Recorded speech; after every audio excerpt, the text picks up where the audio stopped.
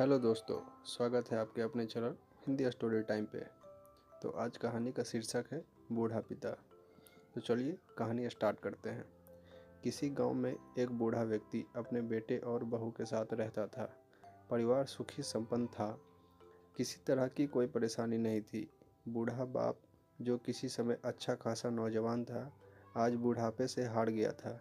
चलते समय लड़खड़ाता था, लाठी की जरूरत पड़ने लगी, चेहरा झुर्रियों से भर चुका था, बस अपना जीवन किसी तरह व्यतीत कर रहा था।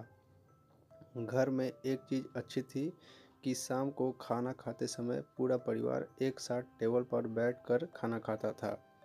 एक दिन ऐसे शाम को जब सारे लोग खाना खाने बैठे, बेटा ऑफिस से आया था। भूख ज़्यादा थी, सो जल्दी से खाना खाने गया और साथ में बहू और एक बेटा भी खाने लगे। बूढ़े हाथ जैसे ही थाली उठाने को हुए, थाली हाथ से छिटक गई, थोड़ी दाल टेबल पर गिर गई। बहू बेटे ने घृणा की दृष्टि से पिता की ओर देखा और फिर से अपना खाना खाने लगे। बूढ़े पिता ने जैसे ही अपने हिलते हाथों से खाना खाना शुरू किया तो खाना कभी कपड़ों पर गिरता, कभी जमीन पर। बहू चिढ़ते हुए कहा, हे राम, कितनी गंदगी तरह से खाते हैं। मन करता है इनकी थाली किसी अलग कोने में लगवा देते हैं। बेटे ने भी ऐसे ही सिर हिलाया जैसे पत्नी की बात से सहमत हो। बेटा यह सब मासूमियत से देख रहा था। अगले दिन पिता की थाली उस टेबल से हटाकर एक कोने में लगवा दी गई।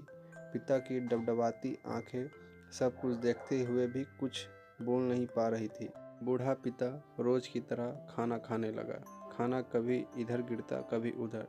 छोटा बच्चा अपना खाना छोड़कर लगातार अपने दादा की तरफ देख रहा था। माँ ने पूछा, क्या हुआ बेटे, तुम दादाजी की तरफ क्या देख रहे हो और खाना क्यों नहीं खा रहे? बच्चा बड़ी मासूमियत से बोला, माँ, मैं सीख रहा हूँ कि वृद्धों के साथ कैसा व्यवहार करना चाहिए। जब मैं बड़ा हो जाऊँगा और आप लोग बूढ़े हो जाओगे, तब मैं भी आपको इसी तरह कोने में खाना खिलाऊँगा। बच्चे के मुंह से ऐसा सुनते ही बेटे और बहू दोनों कांप उठे।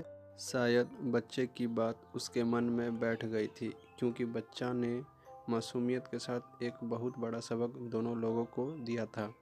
बेटे ने जल्दी से आगे बढ़कर पिता को उठाया और वापस टेबल पे खाने के लिए बिठाया, और बहू भी भागकर पानी का गिलास लेकर आई कि पिताजी को कोई तकलीफ ना हो। अगर आप सबको कहानी अच्छी लगी हो तो चैनल ज़रूर सब्सक्राइब कर दें।